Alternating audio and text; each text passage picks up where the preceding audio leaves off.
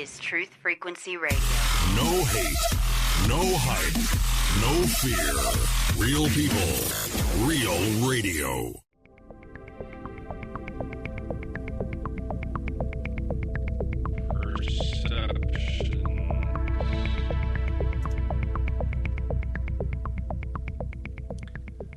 Hello, everyone, and welcome to Perception Talk Radio, where the truth is found when you finally ask the correct questions. Believe it or not, this is my first truly live broadcast, and so I thought I'd do it right. We have a special guest tonight with us this evening, someone you already know and love, author of Babylon Rising and The First Shall Be Last, and also Archon Invasion, The Rise, Fall, and Return of the Nephilim, and the host of the Revolutionary Radio Project here on Truth Frequency Radio. Yes, it's Rob Skiba, everyone. How you doing, Rob? Hey, John, how are you? How was that for a long intro? Dude, you're taking a massively huge chance bringing me on as your first guest.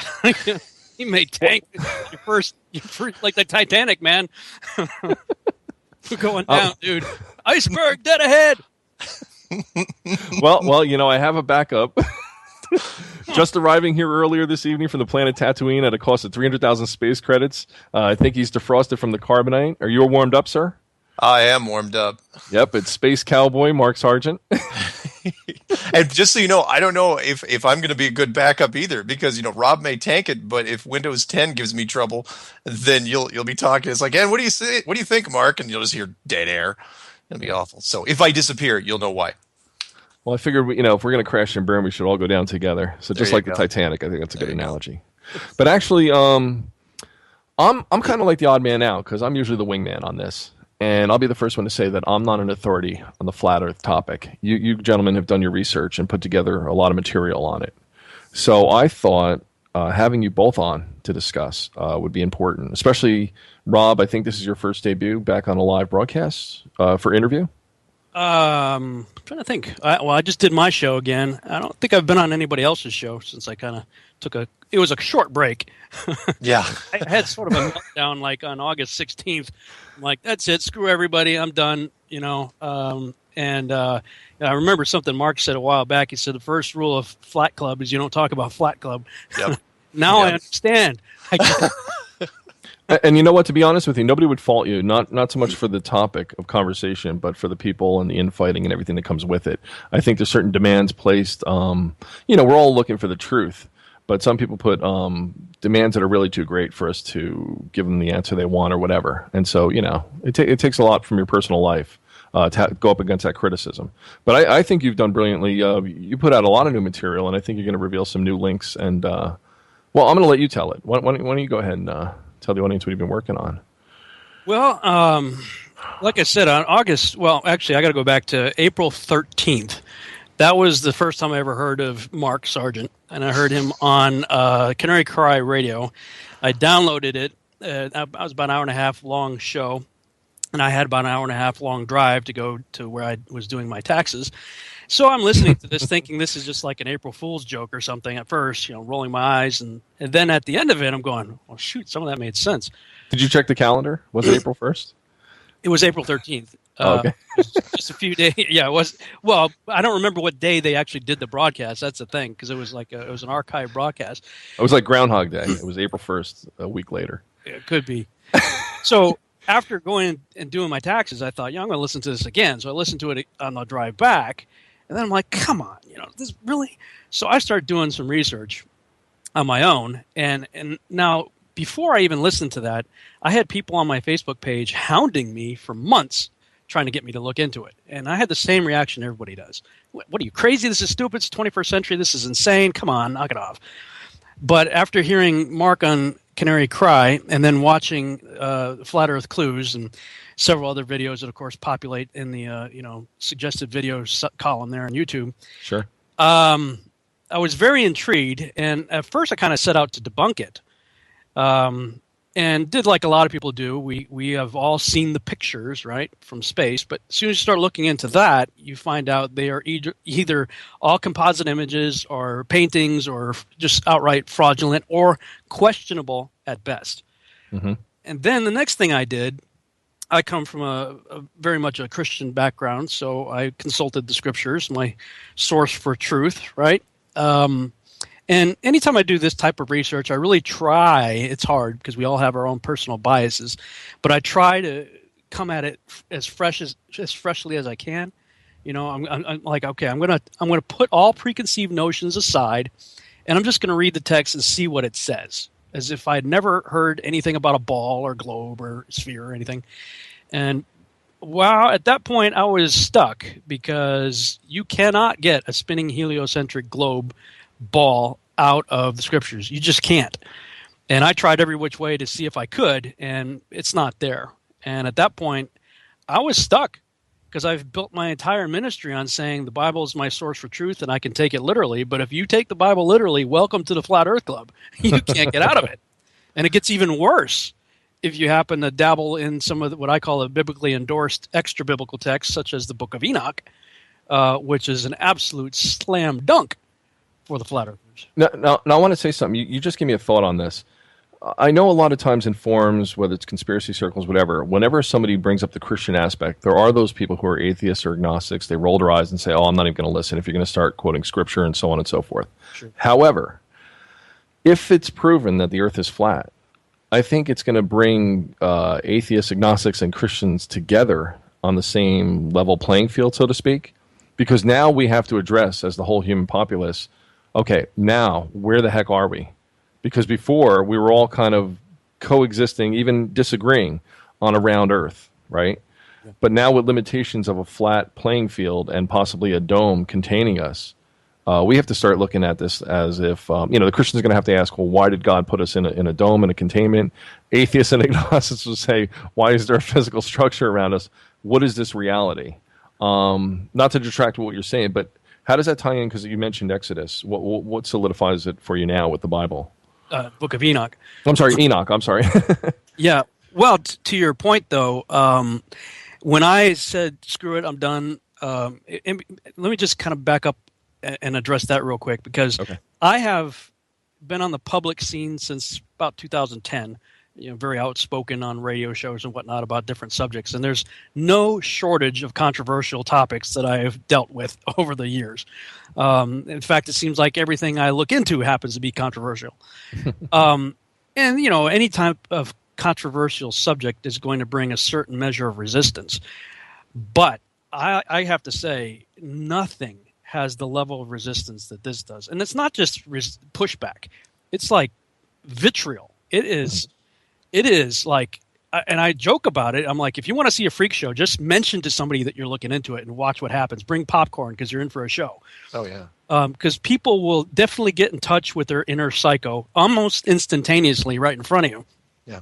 And, at first it's kind of amusing, but when you get attacked like on a regular basis with, 10, 12, 15, 20 people a day calling you every name under the sun. And, they say sticks and stones may, that whole thing, words do hurt.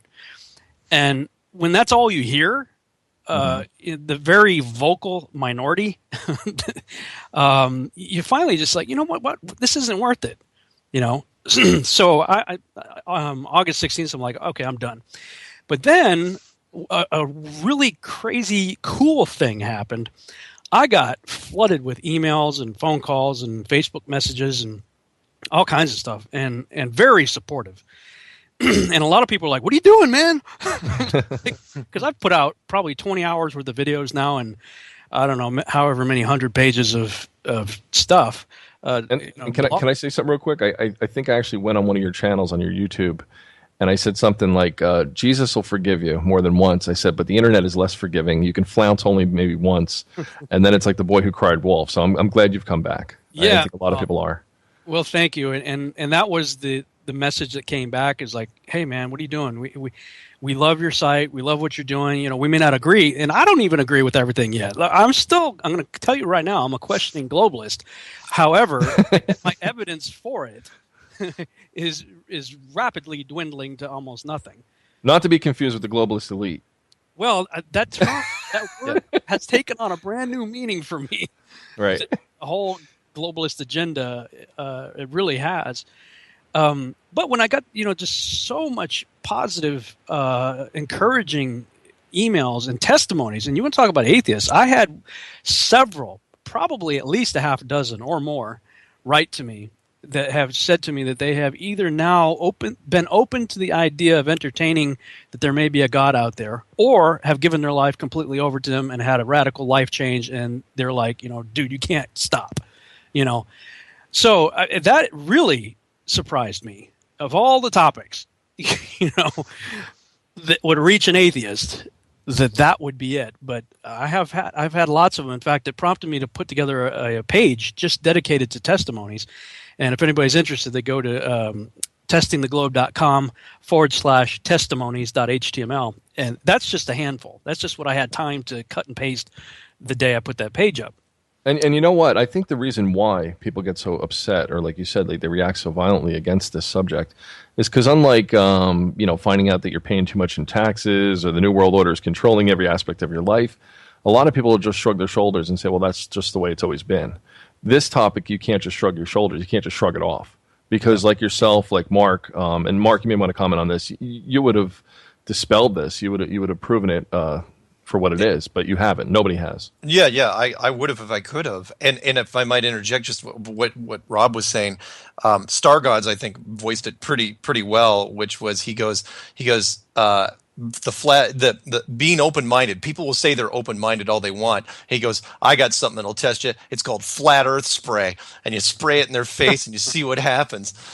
And you'll find out if they're really open-minded or not. Because what he was saying, there's people, they can say what they want. Oh yeah, I'm into this, I'm into that. Flat earth comes along and everybody just steals their jaw, and it's like, gets angry, and what you were saying about just the rage that comes through. It's amazing. So anyway. Yeah, that's just, to me, it has to be more than just cognitive dissonance.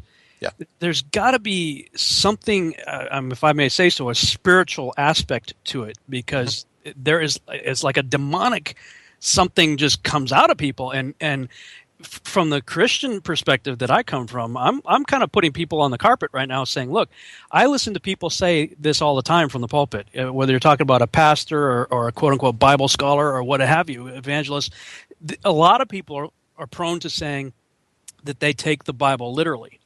So I posted something on my Facebook page. I said, okay, next time you hear one of these guys say they take the Bible literally, ask them if they believe in the still, flat, circular, enclosed earth under a dome set on pillars within which the sun, moon, and stars were placed on day 4 of creation. Because, that's what it's going to come down to. If you say, you either have to throw out that whole idea of taking the Bible literally, or if you're going to say you take it literally, then you're going to have to deal with that. And everybody in their talking parrot went, Isaiah 40:22. I'm like, look, circle means circle. Go on Google. Circle.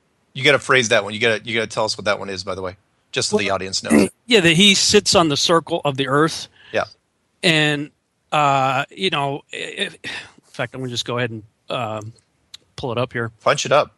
Yeah, because I've heard you mention with the in fact I saw you put the parrot graphic up there, and I was going, I guarantee you're going to bring it up tonight. Yeah, this is the one that everybody will use, and the whole verse is, "It is he that sitteth upon the circle of the earth, and the inhabitants thereof are as grasshoppers, that stretcheth out the heavens as a curtain, and spreads them out as a tent to dwell in." Yeah. Well, there's a number of things wrong with using that verse to support the idea of a globe. First of all, circle does not mean sphere. Yeah. And of all the authors out there that had written about the nature of the earth, Isaiah, interestingly enough, is the only guy who used the word for ball. And he used it in chapter 22, verse 18. He says, "He will surely violently turn and toss thee like a ball into a large country." Okay, and the Hebrew word there is dur, versus chug, which is the word used in chapter 40, verse 22. Yeah. So I made a meme of this. I did a Google search for circle and clicked images so you can see what a circle is for people who have trouble understanding English. Go and click on Google and put ball, click images, and see what shows up for ball. And I put them side by side, and I said, Isaiah knew the difference. Do you? Because there is a difference. And over and over, and Isaiah's the last guy to write about it. Before that, you got Solomon, you got Job, you got Moses. Several other people had written prior to Isaiah and gave you more detail. And in Proverbs, it says that the circle is inscribed Well, if you look up the word for inscribed, it's chakak, which means to like engrave in stone, like carve the 10 Commandments. I mean, I don't know how you engrave a ball into something, but I can see how you can engrave a circle. And I want to say something else to that. With the Bible, again, if you're an agnostic or an atheist, I would suggest that you view it simply from a historic perspective, in that people back then, they didn't just write things down like we have tabloids or Instagram and stuff, right? When they wrote something, they meant it. They had to pass that knowledge on or pass it down to the next generation. So even if you don't have a fundamentalist belief or a spiritual belief or whatever, look at the Bible in the context in which it's written and from when it's written. And from that perspective, why would they put this in here otherwise? Well, you make a great point on context, because the entire ancient Near East, I mean, I come from, like I said, a Christian background, so I'm looking at the Judeo-Christian, the Hebrew scriptures. Right. But they were not the only ones. They were just a group of people in the Levant. The entire ancient Near East had the same idea, and there's variations on how they depicted it, but they all believed it that way. And I just was looking into something today regarding the writings of the early church fathers, and just looking up the word firmament and how people understood the firmament. And universally, they understood it as a dome, as a metallic dome at that. It was a hard structure. You can't get around it. I mean, and this is coming from some of these cultures. We have to keep in mind we're building huge megalithic structures that to this day, with all our modern science, we can't figure out how they did it. So we have to throw out the idea that the further back we go, the stupider they are. I mean, we think we're so smart we came from monkeys. How smart are we? If you go further back, they're more advanced, than we are. And the pyramids, bringing them up real quick, they've continued to be a mystery. I was working with a gentleman one time. He was a geologist and paleontologist, and he said to me a noted fact that all the pharaohs that were buried in them were buried in successive order, in descending successive order, in the biggest to the smallest. Now, he said if you're going to build a pyramid, as the next pharaoh or king, you would want to outdo the guy before you and build a bigger one. But that didn't seem to be the case. So, where did the pyramids come from? Who built them? And then, like you're saying, who built possibly these other structures or the foundation of the earth itself? And there's so many mysteries we don't know. And these guys who are doing this stuff believed we're in an enclosed, flat world. Yeah. Yeah. What I really want to see, and I brought this up on Mark's show, and maybe this will apply as we keep talking about the Bible, this show, is how they can map the heavens or the stars or the astrology and apply it from a flat Earth to a circular Earth perspective and have it coordinate the same. You know what I mean? Like have it all align the same, because something should be off. You mean like like you're saying that the ship got back when the Earth was flat, right? You could cross oceans and everybody got to where they wanted to go, more or less. And then when it went to a globe, why wasn't there a complete revamping of the navigation system? Right. You think everything would be off, right? Constellations and the way they navigated and what they were marking down, and again, what do you think on this, Rob? Well, that's one of the arguments that I hear all the time from people who do navigate the oceans, on a regular basis, be it their job or by hobby. And they're saying, with the type of navigation we do, it's only possible on the globe. I'm like, well, that's kind of funny, because you don't have spherical maps that you're plotting. You're plotting on a flat map, and somehow the ancients managed to travel the whole thing, and map it out. And they did so with the mindset that it was flat. So, I don't think the argument works. Now, I'm not smart enough in that field. I have no experience in it. But, when people are using sextants and stuff like that, and they're using it to figure out the size and distance of the sun, it doesn't come out to 93 million miles away. Yeah. And we may in the future have a guest who's more familiar with that, including, again, the alignment of certain structures like the pyramids or other things they measured, like you said, on land, or even like the Nazca lines. I think those big animal drawings, that you can only see from the air. They look like eagles and different things. And you have to wonder what perspective, what tools, what were they going by? And did they account for a curved Earth when they were doing so? I just recently was looking into the astrolabe. Mm-hmm. And I'm not sure if I said that right. Yeah, astrolabe, I think is how it is. But that whole thing looks like it's a plotted measurement device that would work just as well on a flat plane, as I understand it. But I had created because I'm getting a lot of questions, and I'm like, look, how did I all of a sudden, I don't know anything. I'm still trying to figure this stuff out myself, but I'm tenacious. It's like, when I get on a subject, I got to figure it out, and so I'm really trying to dig into everything that I have questions about. And one of them is, how do the four seasons work, and, the long nights and long days in the various, places on the Earth in the Arctic and Antarctic. And so I've had this software that I've used for years for other purposes called Stellarium. It's a free software people can download, and it allows you to track the movement of the sun, moon, and stars, past, present, and future. And you can set your date and time as well as your location in this software. And there's a whole lot of options that you can use with it, including different ways of, like, different types of lenses, as if the screen that you're looking through is looking through a different type of lens. Okay. And as I messed around with it, I set my location to Antarctica. And, it was showing it going across the screen, because I was basically just looking in one of the cardinal directions, north, south, east, or west. But I wanted to see all four. So you can kind of pull the camera back, so it's like this fisheye lens effect, so you have north, south, east, and west all the way around you. And I played around with it and the different types of cameras that you can use in it, and got it figured out so that I can watch the movement of the sun and moon for the whole year overhead. Now, when you do it that way, it's going counterclockwise over you. But I noticed that it was doing some really interesting things, because it was following a wider circuit and then tightening up to a smaller circuit. And so then I got rid of the sky. You can make the sky disappear, make the stars disappear, make the ground disappear. So all I was looking at was the sun and moon against a black background doing its thing. Okay. And it's going counterclockwise. So I went ahead and recorded a whole year. I started January 1, 2015, went right through the end of December. And after I got it recorded, I brought it into my video software, and I can punch the black background out and put it over the classical flat Earth map. And then all I did was flip it horizontally, so it's not going counterclockwise, it's going clockwise now, because I'm looking down on it as opposed to looking up on it. So I'm looking down on it on the map.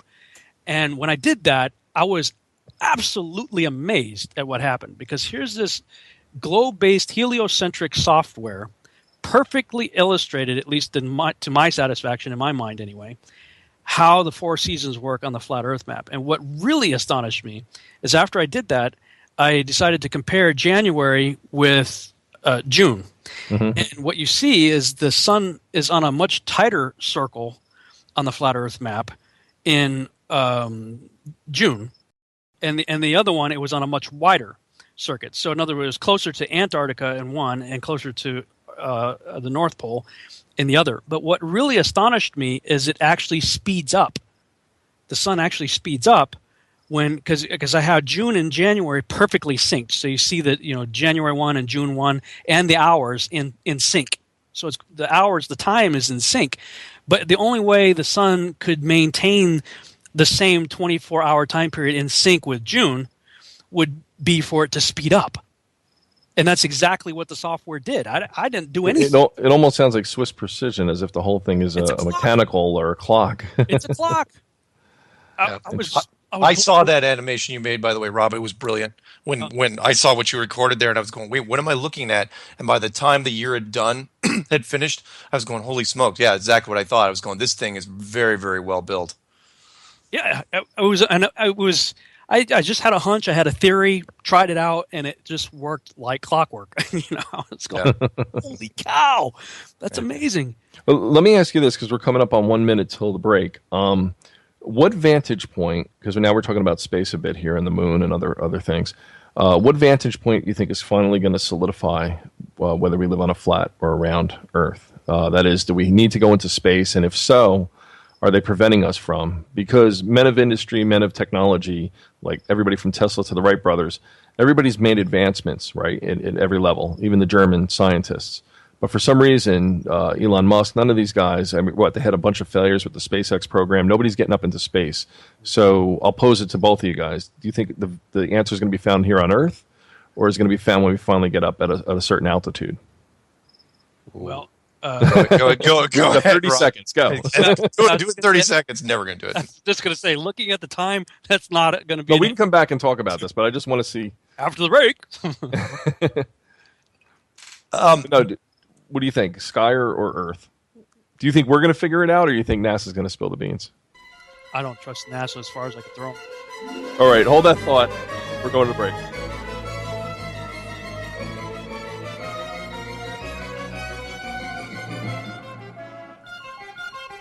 Welcome back to Perception's Truth Radio. Just breathe and let it go. Okay, where are we? So yeah, you had a loaded question. Yeah, he did. Yeah. Wait, loaded? What? Yeah. Okay. Nice. The question was, thank you. Why would you shoot me? Shoot him. No, I was just shooting in the air. Go ahead. The question was, how do you think this thing's going to be revealed finally to the public? Is it going to be one of those things that the public's going to have to, force people into space? Or is it going to happen on the ground? Is it a combination of both? Any thoughts on this, Rob? Yeah, well, what has really intrigued me about this is you keep hearing all these rumors about NASA either themselves or teaming up with another organization to get civilians up there. Yeah. And, I mean, from the flat earther side, I'd be a bit nervous because if you're putting all your eggs in the basket that it's flat and they sent you up there, well, there you go. I mean, but my questions I would have about that. First of all, I'd be, because some people are out there. Well, we should do a Kickstarter campaign to get you up on the next. I'm like, look, these things are blowing up. I really want to go up on the next SpaceX. As much as I would love to get into space, it was my childhood dream. Until they stop blowing up, it's not something I'm going to be too interested in. Yeah. But I'll tell you, I have seen footage. There was a German rocket that went up a couple months ago, and it got up to, I believe it was about 75 miles, 73 miles, something like that. Yeah. And it had cameras on it. It's spinning around, and it's flat, man. When you see, the problem is people are using all these fisheye lenses, and a fisheye lens is going to be pretty close to accurate whenever the subject or whatever you're looking at is across the center of the lens. But as soon as that camera tilts up or down, it's all warped out of whack. And, you get concave, convex, the Earth is the incredible morphing blob. So this particular thing, a rocket, when the horizon went across center, it's flat at 73 freaking miles. Yeah. Okay. I mean, I've seen the weather balloon stuff up to like 130,000 feet. Mm-hmm. And I mean, that stuff's flat as a pancake. And I saw another one that was about 60 miles, if I remember, that was shot way back in the beginning with a V2 rocket. It was black and white footage, and the thing's going up there, and as it starts to tumble back down and the horizon goes across the center, it's flat. Black and white footage, V2 rocket. Yep. So at this point, I'm looking at this saying, of all the information that we have, barring NASA, the government, and the military, and that goes for any government or military in the world, barring all that, the only information we have is from experiments like the ones I just talked about or civilians sending up weather balloons. And in every single case so far that I have seen, in fact, somebody just posted on my Facebook page, you've probably seen it going around, teenager floats, 30-pound camera into space to capture curvature of the Earth. Right. Problem is, if you click on that video and watch it, as soon as that horizon goes across the center of the screen, it's flat. Yeah. So, I mean, everybody in the beginning was like, oh, if you've ever flown in an airplane, you've seen the curvature. Sorry. They don't get above 40,000 feet, civilian planes, so ain't nobody seen the curvature. I would have said it myself. I've traveled the world many times. It would have said, yeah, sure, I've seen the curvature of the Earth. That's because my brain told me I did. But now that I'm out there looking for it, anytime I've been up in a plane since April, I'm taking pictures out my window, bringing it into the Photoshop, put a parallel bar across it. It's flat as a pancake. Bingo. Can I say something to that real quick? Yeah. Even though it's my show, right? I have to ask. No, you can't. Can't. No, I'm a photographer, so I know exactly what you're speaking of. And I show people when I shoot their picture, especially with a 16 by 35 wide lens, how you can change the perspective and force it and do all crazy things with it. And like you said, you turn it and it gets all wonky. However, a lot of people believe, they say seeing is believing, right? So in terms of going into space, there's a certain sense of weightlessness, right? We're always told you go into space, you float, right? Well, I've seen the same phenomenon in water, right? Our own astronauts float in water, right? Yep. Falling from space, well, you're falling because the gravity is bringing you back into Earth. Okay, well, I've also seen deep sea divers, when they go beyond a certain point, the water just pulls them down really fast. So I guess what I'm getting at is, seeing is believing. We don't know what's up there just by sending a camera, right? We don't know what... Cameras are, at best, they're inconclusive. That's what I mean, yeah. Because of the types of lenses and whatnot. But I will say, from what I have seen so far, anybody who thinks that they've seen the curvature of the Earth at anything below 70 miles, you're on crack. It's not there. You're convincing yourself that it's there, but it's not. And that's proven by, as soon as the camera, that the object goes across the center of the lens, man, it's flat. And that's showing it as true as that type of lens can show it. So my question would be then, okay, if we actually physically go up into some kind of craft or whatever, with SpaceX or something, NASA in the future, what type of windows are they going to have? There you go. Yeah, and what disclosure agreements are they going to have to sign? Right. And how high would they even be allowed to go up anyway? Right. Are they going to go up 70 miles, or are they just going to skim? They're going to go. Not that it would matter anyway, because if there's no curvature, like you said, if there's no curvature with the weather balloons at 120, 130,000 feet, there's no curvature at 70 miles. Look, if there's no curvature at 70 miles, you're not going to see it at 100.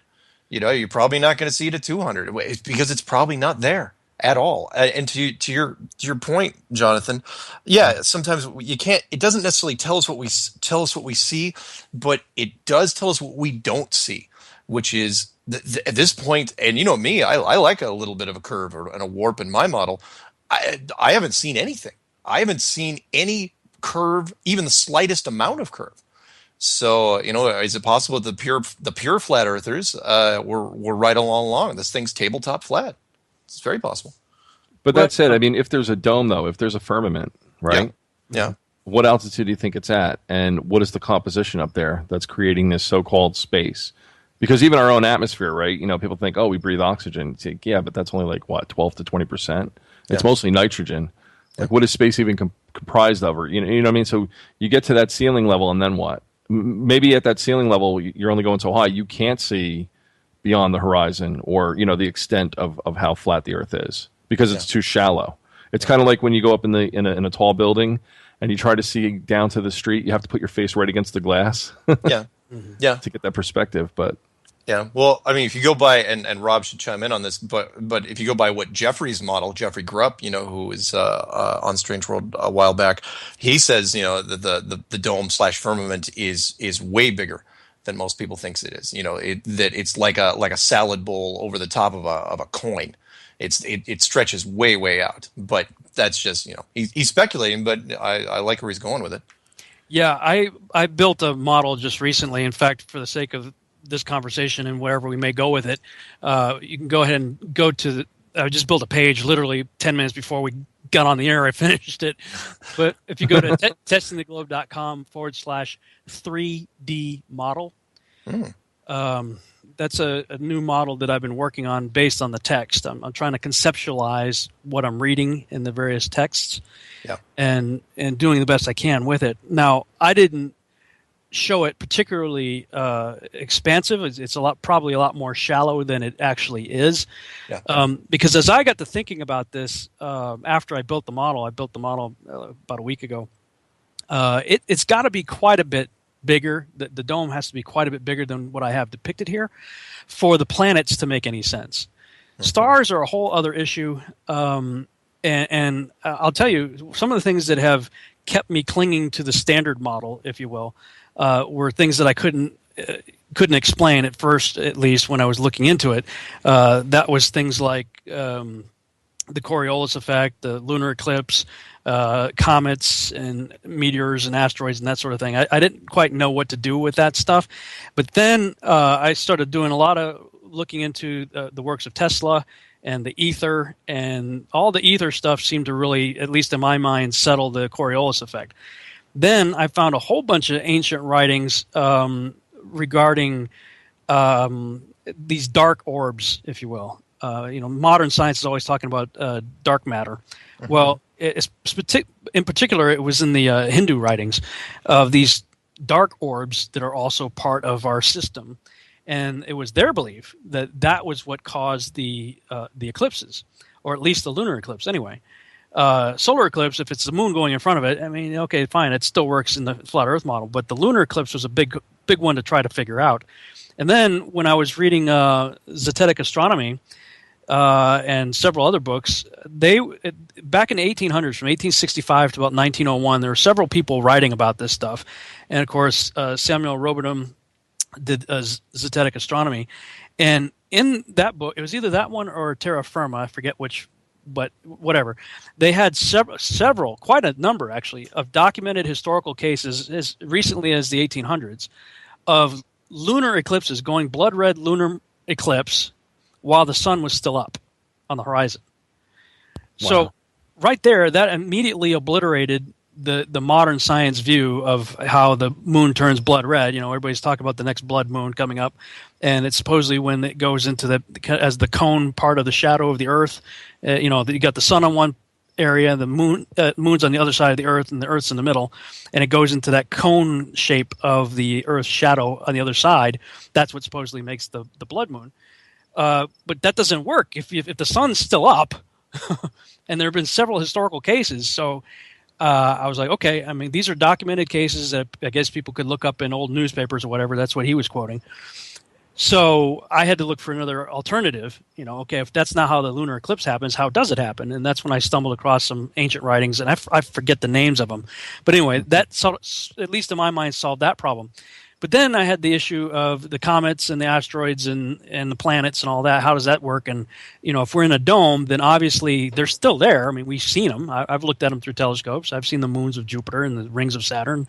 They're there. But they would have to be much closer and way smaller than what we have been told. And it seemed like they'd have to be almost too small to work in the domed idea that I had anyway. That's when I started thinking it's got to be a bigger dome for the planets to work. But then I stumbled on a YouTube channel, and I watched 4 hour-and-a-half long videos that just absolutely blew my mind. And these videos are done from a globalist perspective. However, if you just take what they're talking about and kind of slide it over into the flat Earth model, it solves a lot of problems, at least for me. And the YouTube channel is Thunderbolts Project. So if you just go to YouTube and look up the user Thunderbolts Project, all I can say is wow. But it's dealing with the plasma electric universe concept, and they totally debunk the whole idea that comets are lumpy ice balls of frozen water and dirt and whatever. They obliterate that whole thing. I have a feeling I'm going to be up till 4 a.m. after this show. You'll be up for. I was. I found that I stumbled on that first video and I was like, "What?" And then I just kept watching them after that. How long ago did he make them? If you don't mind me chiming in real quick. One that I just looked at, Thunderbolts of the Gods official movie. I just pulled it up while we were talking. December 23rd, 2012. Oh, okay. So these guys have been around for at least a few years. And I think their website's thunderboltsproject.info or thunderbolts.info or something like that. And by the way, real quick, I mentioned your books earlier. I have to look them up. I have to read them, actually. Do you remember there was another movie, too, that somebody was making 3-4 years ago? I think it was on the Anunnaki, and then supposedly it just disappeared. Are you familiar with that? Well, there was the one that was sort of the Aliens prequel. Okay, maybe that's on it. I didn't know if it tied in with this at all, but I remember it just came to mind. Ignore me. It's too late. Prometheus was the Prometheus. Is that the one you're talking about? No. There was an actual movie called Anunnaki, but it got they'd never allow that to get made, man. Yeah, no, it looked really legit. It looked like there was some production value to it, and then it just got pulled. Well, Prometheus was basically that. Yeah, without saying it. Yeah. Without coming out and saying it. Yeah. Yeah. So, one by one, a lot of the arguments that I had before are kind of being whittled away, the more I look into it. And that's the thing, that's what I tell everybody. They say condemnation before investigation is the height of ignorance. And there's a ton of people out there perched atop Mount Ignorance throwing rocks in glass houses. And I'm like, guys, take a day, just one day, to look into one area that you got questions about. Because if you actually do that, you'll find that there's not just one answer and there's nothing else. I mean, even in the modern globalist community, heliocentric globe model, the geocentric model, I'll tell you what, even on the geocentric globe, I'll tell you now, I am pretty square, about 99% sold on the geocentric idea that we are not moving. Whether we're flat or a ball, we're not moving. And that supports Scripture. Scripture tells you that. Scripture says, it's stationary, set on pillars. So with this model that I built here, and I built this model and put it together in segments, sort of with cutaways. After reading the Book of Enoch again, I'm in the process of putting out an edition of the Book of Enoch with extensive footnotes and commentary. But when I started that project a little over a year ago, I was still very much in the heliocentric globe model. Now that I'm entertaining the still flat on pillars circular Earth model under a dome, looking at the Book of Enoch, I'm like, holy cow! Especially when you get to chapter 89. Chapter 89 starts off, chapter 89, verse 2. And again, this is Enoch who's had a vision of the coming judgment of the flood. And he's telling it to his son. This is the dream that I had. And he says, and again I raised mine eyes towards heaven and saw a lofty roof with 7 water torrents thereon, and those torrents flowed with much water into an enclosure. and I saw again, and behold, fountains were opened on the surface of that great enclosure, and that water began to swell and rise upon the surface, and I saw that enclosure till all its surface was covered with water. The flood that everybody on this, whatever we want to call it, Earth, everybody's got some kind of legend, myth, story of the flood, is a whole lot easier to explain and makes a whole lot more sense if you're basically filling up a bathtub. Yeah. Than trying to flood a bowl. That's a good point. Wait a minute. I feel stupid again. 40 days of rain ain't going to do it. Well, not just 40 days of rain, but if you're looking at the Earth as a ball, right? Mm-hmm. And you're saying, let's say the average floodplain area where it got flooded was 50 feet of water, right? Yeah. You're saying the whole circumference of the Earth increased by 50 feet from inward out with water. Yeah. Does that sound right? The biblical text says 15 cubits, which is about 20 feet or so, above the highest mountains. Now, we don't know how high they were before the flood. But I'm saying that water couldn't. It's not like you're squeezing a sponge. It's not like you're getting the water extracted from the Earth out, right? You're saying it came down from above. Well, the fountains of the deep were broken up first, but the windows of heaven were opened. Right. And the Genesis account says this firmament thing shows up to separate water above from water beneath. So effectively, what you end up with is a bathysphere. This thing shows up, and then it's like water sucked out of it. So you have a circle. It's an enclosed, pressurized. It's a bathysphere. Yeah. And this started to make a whole lot more sense to me too, as I started to think about things in the pre-flood world. If you've ever listened to or saw the works of Kent Hovind or some of Carl Boss, some of these other guys, talking about how the fossil record shows everything got way bigger in the pre-flood world, and bubbles and amber that they drill into, and they find it's pressurized with a much more pressure than we have now, and a lot more saturated oxygen. Mm-hmm.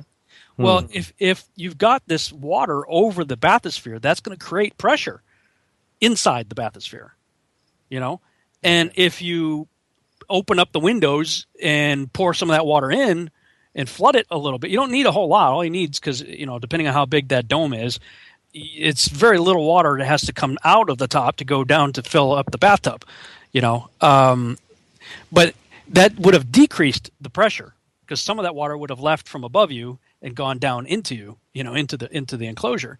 Yeah. So to me, I was like, wow, that would explain why there was an atmospheric change after the flood, is because some of that pressurized water that was above has been released. Do you follow?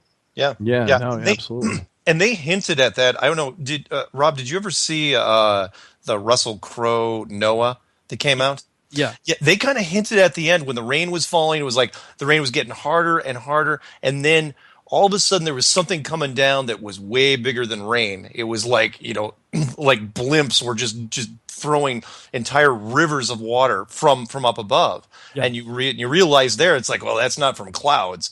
That's from something else. And I thought that was really interesting. Well, yeah, the biblical record said it had not rained prior to the flood. The world was watered by basically a mist, a dew. Ah. So there was no rain like we know it today before the flood. But after that, everything changed. I mean, the whole environment was radically changed.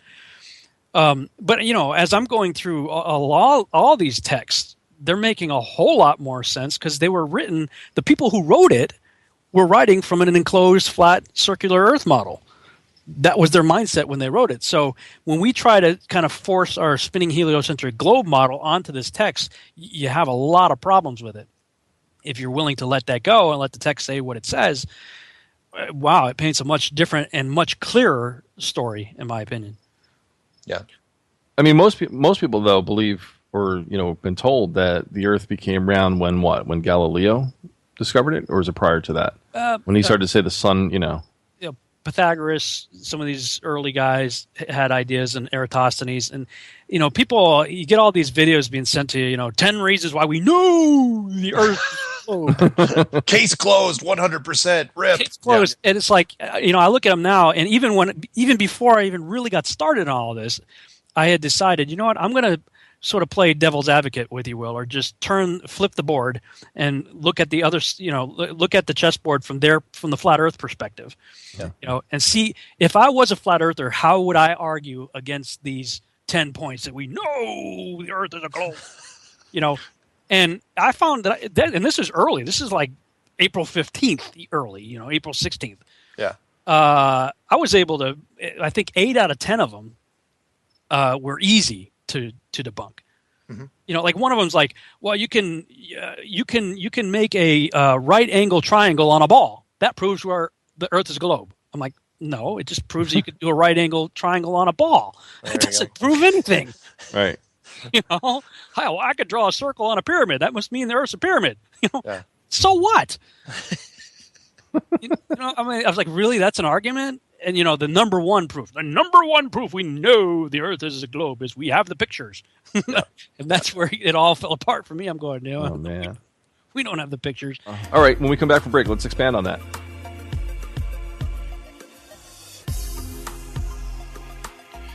The Earth is round. The Earth is round. The Earth. Oh, wait a minute. This is my reading voice. Hold on. Sorry, guys. That was my inside voice. It got out. I knew you had doubts. No, I wonder when there's people, when they're first being exposed to this and they're resisting, and it's like, resistance is futile. Yeah. Everybody fights it at first. Everybody, including me. I've only run into, I think I mentioned to you, Jonathan, a few people, very, very few, and I think they were both women. That it's like, oh yeah, I totally accepted it right off the bat, and I go, what's wrong with you? Come on, fight it like everybody else. Well, this used to be a simple topic to laugh off. I'm telling you, like the stuff we're talking about that Rob's doing, everybody's doing on this now.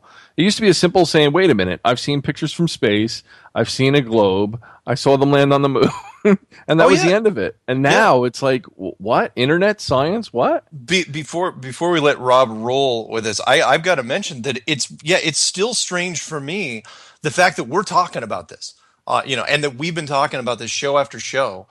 And that, since February, when this thing really took root, there's been no magic bullet. That's what I was thinking was going to happen. I thought that in March or April, or someone was going to find like what Rob found with Perspective that killed NASA basically, in with the moon passing in front of the satellite. I thought that was going to happen on the other side, or someone was going to come forward and say, all right, here's why it's a globe. Here's my proof. You guys can all shut up and go back to doing something else. And it never happened. It's September. We're getting halfway through September now. Never happened. Well, see, and we've been carrying on with this for a few months now. So now I commit a crime. I got an insanity plea. Right. People's, now it's like I go to court and it's like, Notice this? I feel like I'm taking taking crazy pills. You know what I'm saying? Yeah.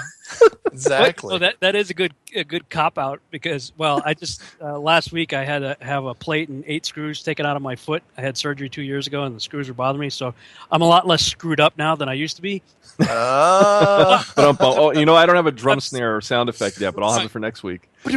But I'm still out there talking about flat Earth, so how sane can I be, right? Yeah, and what I got to throw in one more thing. People will come to me and they'll say, "Hey, look, I'm going to tell you something," and because I get calls, you probably like you do. I get calls and emails all the time, and they'll say, "I'm going to tell you something," and you're going to think it's crazy.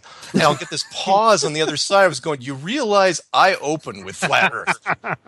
How crazy do you think it's going to be?" I can't judge anyone. I literally have to listen to every story. It's like I was molested by a transvestite alien reverse vampire. It's like I can't judge you. I can't. I think I'm going to have to change our theme music in the second segment when we start taking calls to that "Call Me Maybe." Here's my number. You might think I'm crazy. Nice. Nice. Anyway, I had 53 calls before this show. Oh, I know. I should my phone number. People say, "Don't you regret putting out your phone number?" It's like, yeah, there are days. yeah. Anyway, sorry. Go ahead. What were we talking no, about? but you know what? No, can I say something seriously though? If I got a call from a Rob Skiba type or yourself, you know what I mean? You're going to meet some interesting people around this, especially scientists and tech savvy, and oh yeah, you know what I mean? You're going to get some great calls on this. I have, and it's kind of interesting because I have received, and I'm not going to mention any names, but there's a fair number of people who have contacted me that plenty of people, if I mentioned their names, would probably know. Barack Obama. He was calling me the other day, about the scar on the back of his head, and never mind. He, those were 3 9s; they weren't 6s. Right, that's right. Just turn your head the other way. People have been writing to me saying, "Look, I don't want anybody else to know that I'm looking into this too, but I got to tell you," and what I think is really cool is as more and more people are starting to talk about this, it's going to become less taboo. And people who were too timid to I'm too stupid. I just came right up. Here's everything I'm finding. Shots from every direction. Within like 3 weeks of listening and watching Mark Sargent videos, I got almost as many videos out myself, and then getting just hammered by people because I've covered a lot of other subjects that people have gravitated toward and will send their friends, "Hey, check out Rob Skiba's video or book or whatever on this, that, and the other thing." And then, the initial response I got was, "What are you doing? Yeah, now I can't send anybody to you now for all this other stuff that we like of yours because you've gone crazy." And that was a lot of the early responses, and many of those people were resistant to looking into it themselves. But when they finally got over it and realized that I wasn't going to stop, they started looking into it because they're like, I liked his other stuff, so maybe he's not quite as crazy as I think he is. What is he looking at? Why is he looking at this? So they started looking at it. And then other people started popping up. And I don't know if you know Zen Garcia. He's a guy that I had on my radio show a while back. And I don't know if I've been on his show or not. But anyway, we've covered a lot of the same subjects in the past. It's particularly the topic of the Nephilim. I happened to find like 4 videos that he had done where he was like, "You know what? Yeah, I'm looking at this stuff, and I gotta say, guys," he was like saying all the same stuff I was saying, in the beginning of it. I don't know. And then he kind of just came right out and said, "You know what? I can't deny it. That's what the text says. That's what the evidence is showing." And I was floored. And so more and more people are starting to realize, maybe it's a little safe to come out now, come out of the closet, if you will. And as people feel a little bit more comfortable in having the dialogue, I've had I'm sure Mark's had many really cool conversations. I've had some awesome conversations with people on the phone and internet exchanges and email and whatnot, where people are, as we start to put our heads together, we can solve some of the problems, that you're stuck on, for instance, and if we can come together and stop calling each other heretics and crazy and lunatics and, all the names and everything, just let's talk. Let's have a conversation. We might all actually learn something. Yeah. Right on. I've had it is absolutely what you were saying there, Rob. It's a collective effort, and and in fact, I mentioned I think this during the last roundtable that we had on the Baller Skeptic, and I wasn't shy about saying I was going, look, Flat Earth is winning right now. For way, every fight it goes, you do not see panels of astronomers and astrophysicists, or even groups. But there was initially a couple groups of people in the beginning when this thing started, and they said, "Oh yeah, it's crazy," blah blah blah. But they never continued. They never kept going, and because there were too many topics they had to dodge. And now, everybody, the hive mind, which I like to call it, of the internet, is starting to get on board with this because they can't, what you were saying, they can't disprove it. That, everyone's looking for, it's like, how can we knock this thing out? And they keep all of them get sucked in one by one. Every week there's a new debunker that tries to come into this, and I watch and I go, with 10, 20, 30,000 followers, I go and I welcome them. It's like, you know what? Fantastic. You just exposed a whole bunch of people to this, and you're not going to be able to solve it, and they're going to wonder why. Why didn't you knock this out of the park like you knocked other things out of the park? And that's how this thing just keeps growing. Well, I also started out in a way, I was intrigued by what you had to say on Canary Cry and looked through your videos. And if it wasn't for the fact that I had already done a lot of research years ago on Admiral Byrd and the Hollow Earth stuff, I probably would not have been as receptive as I was. But I think it's your second Flat Earth clue, the Byrd Wall. Yeah, the Byrd Wall. Man, that one, because it had already dovetailed into things that I was already aware of, and I'm going, whoa, it's like some big missing pieces just fell into place, But, my cognitive dissonance kicks in, and I'm going, I got to debunk this. This can't be. And the more I tried, the worse it got for me. Yeah. Now, do you remember, I'm sorry. No, go ahead. Real quick, Jonathan. Do you remember, our interview was only like 4 months ago. Yeah, it was like April 17th or something, or 15th. It was shortly after I listened to the Canary Cry one. Yeah, and since then, so much has happened. I mean, it's just crazy the amount of traction that just keeps growing every day. And I literally, I'm not kidding you when I say this. When I go into YouTube, I just type in Flat Earth. I set the filter to 24 hours, and it's like I'm going, geez, I'm never going to be able to get through today's because there's just I can't. Yeah, the video I did, NASA shoots itself in the foot, exposing the Apollo program as fraud. Yeah. I uploaded that pretty late at night on September 4th, so just a few days ago. Yeah. It's at 36,598 hits. Are you serious? Yeah. Holy smokes! Well, that reminds me. In the fourth segment, Jonathan reminded me about that guy, the dope libs one. Oh yeah, we got to bring that thing up. But yeah, it's crazy the amount of people. There's so many more people looking at it. And again, you probably have different conversations than I have because I get a lot of conversations from some very interesting people with some really interesting stories. Most of them do not want to be anonymous. They don't want to hide from this. They're not quite like you were saying, out of the closet yet. Yeah. But it's amazing. It's wonderful to see. It is interesting that, I don't know what the analytics are saying right now, but it's got to be pretty huge on the Google right now. That subject. Well, sorry, go ahead, Jonathan. No, I just wanted to make one point. It's interesting because this story, what we're doing right now, it would make a great story for Hollywood, similar to something like the movie 23, where somebody becomes obsessed over the topic and then they start to fill in all the pieces and so on and so forth, and it totally blows up their world, as the truth is revealed to them. But in bits and pieces, the whole story's been put out there for us, including like Capricorn 1 to cover the moon landing, or Gattaca to say that only the elite could go into space, or the signal, or something to show that there's a dome or dark city, and there's limitations. Yeah. So they've been putting it out there. And I think they do that sometimes so that if anybody uncovers the truth, they'll say, oh, you're crazy. You saw that in a movie. You're one of those nuts. Yeah, the predictive programming for this, and you and I have talked about some, has been going around for some years, and that kind of gives you an idea of how big it is. Rob will say, I think you said several times that the reactions that you're getting, there's so much pushback in certain places that it almost screams that there's something going on. There has to be. Yeah. And talking about some of the TV shows that are out right now, and one of them is The Astronauts' Wives Club. It's on ABC. I've been watching it on Hulu. And in episode 1, They set the whole thing up like we've got to get the wives of, we got to do a whole expose on the wives and show the American public that these astronauts, they're regular guys, they have wives, they have kids, they have families, they have dogs, but let's really focus on the wives and put a human family face to the space program. Yeah. And it right as the credits are still appearing on the screen at the beginning of the show, the reporter introduces himself to the wives and says what he wants to do, and one of the wives says, "Sounds like we're propaganda." So, at the beginning of the show, they're telling you the show is propaganda, and at the end of the show, if you watch all the way to the end of the credits, after the credits go up, they show like 3 or 4 production companies that are involved with making the show, and I think it's the second or third production company that shows up.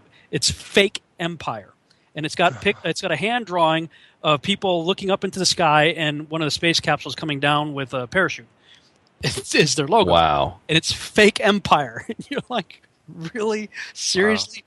And then there's another show I've been watching on Netflix called Ascension. Have you seen that? I have seen that. It's Wow. it's a 10-part series from the Sci-Fi Network. In fact, I was turned on to that by a fan of Flat Earth.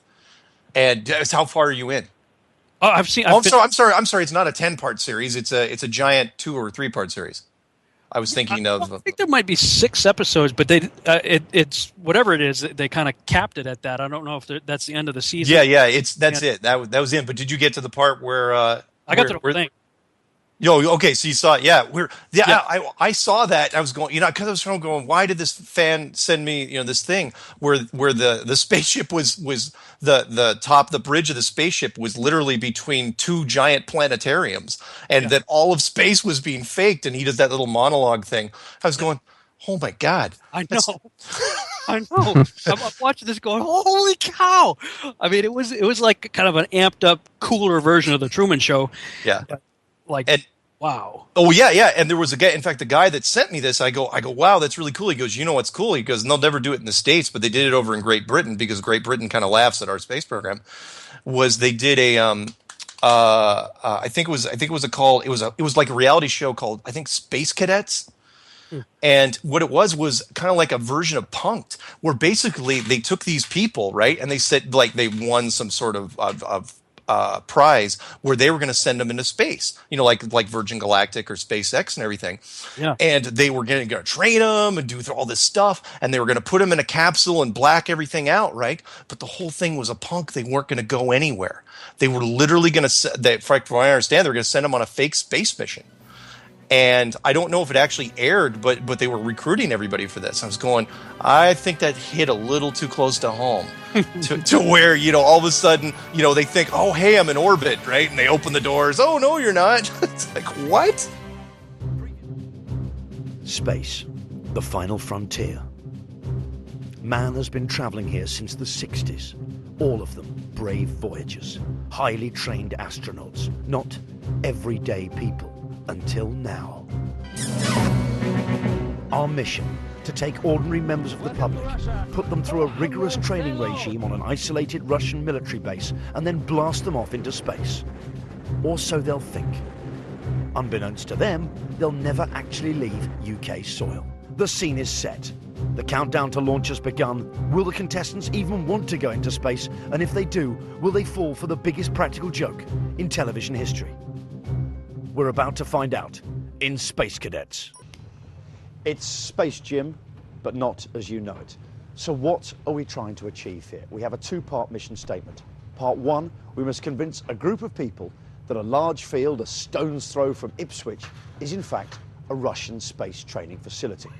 Part 2, we must convince this same group of people we're going to put in a shuttle, blast them into space for 5 days, where they'll make history as Britain's first televised space tourists, when in fact they will be in this high-tech shuttle simulator based on genuine NASA blueprints in this aircraft hangar here in that same field near Ipswich. Now, if they last the full 5-day mission without rumbling us, they'll each walk away with a bundle of cash.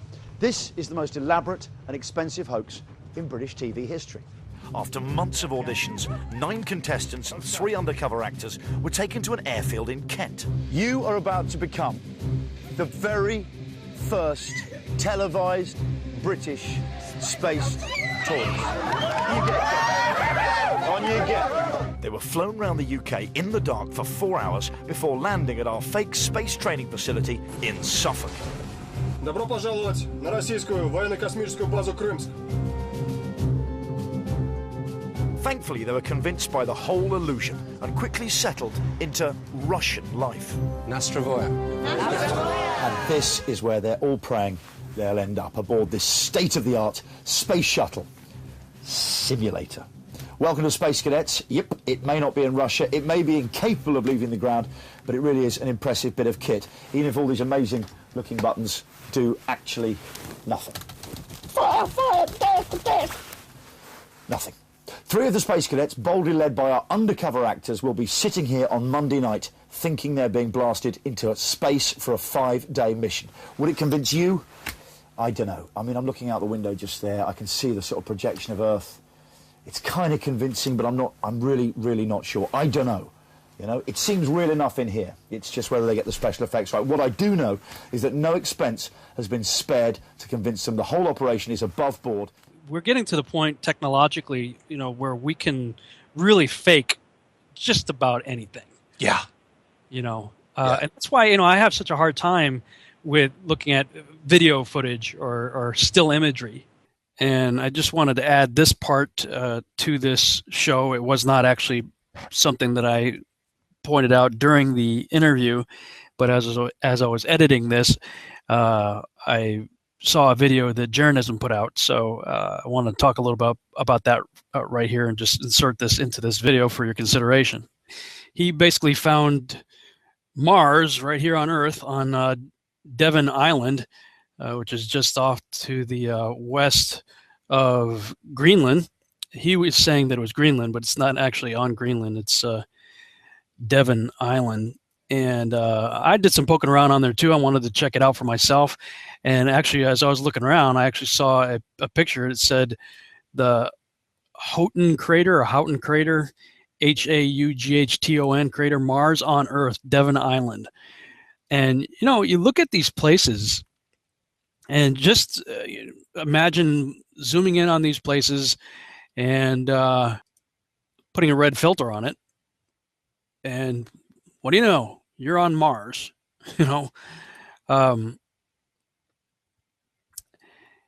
He found these images right here that are, if you want to check them out, you can go on Google Earth and check it out for yourself. Just make sure you're in the gallery layers. You select Gigapan Photos, and then you'll see these icons show up right here.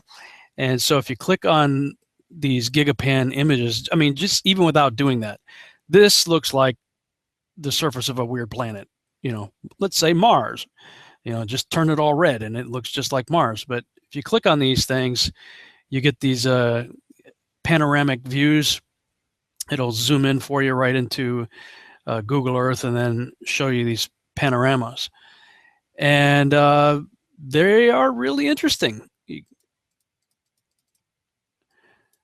Now, again, just all we have to do is imagine a red filter on this, and you're looking out over Mars. But this is actually an island of Canada where NASA has set up some experiments, and you'll see right here on their truck, it says Mars Project. So this is the Mars Project in the Arctic. A bunch of ATVs and stuff like that, and you kind of look around, and what do you see? You see a rover. Now, this isn't the same one that's on Mars, but it's one awfully close to it, very similar, and it's tooling around in a landscape that looks very much like it could be a Martian landscape, just change the color. And let's look at a few other ones that he pointed out. Just zoom out so you can see the other ones over here. You got this one here. This is Arctic Camp.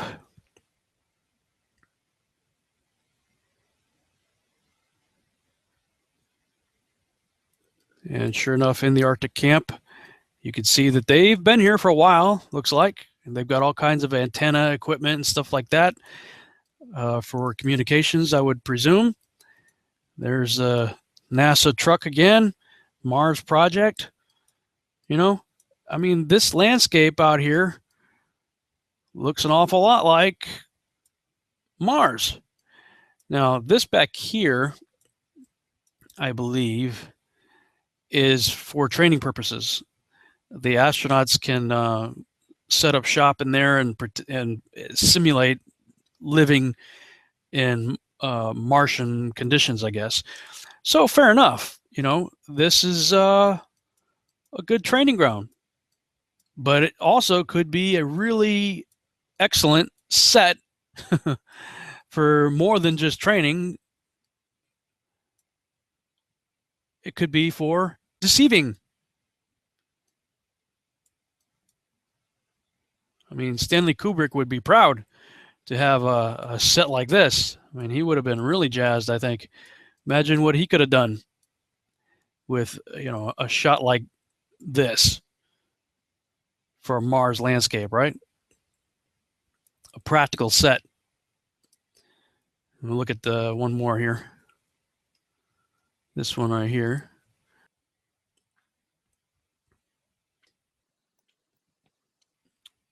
And, you know, here we go. Nice Martian landscape once again.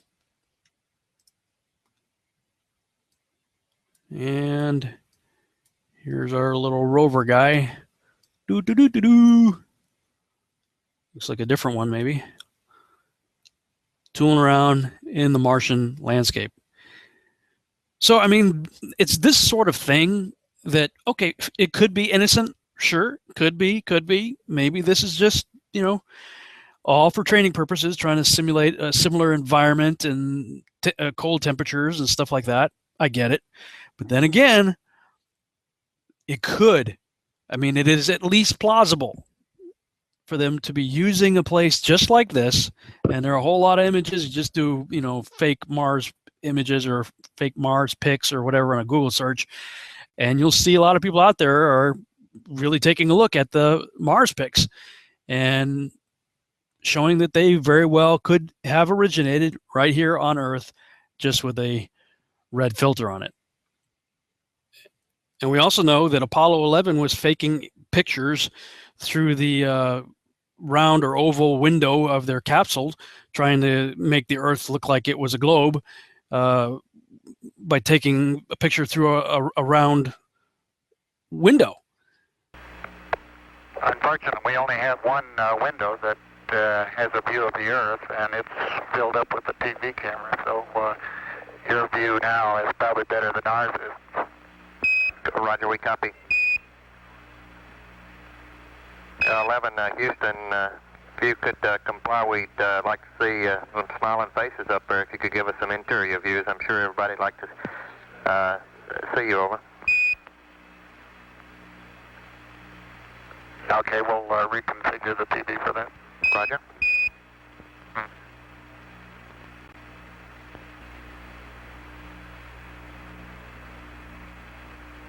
Apollo 11, Houston, appears to us that we're seeing a view from outside plus a little of the inside. It appears you've taken the camera away from the left window. Now, over. That's correct. We're moving it back and reconfiguring for interior lighting. Roger.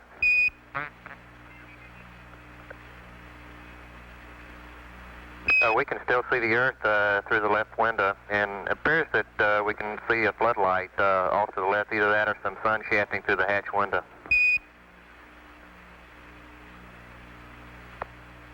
It's a floodlight. Now we're coming in. Can't quite make out who that hatch.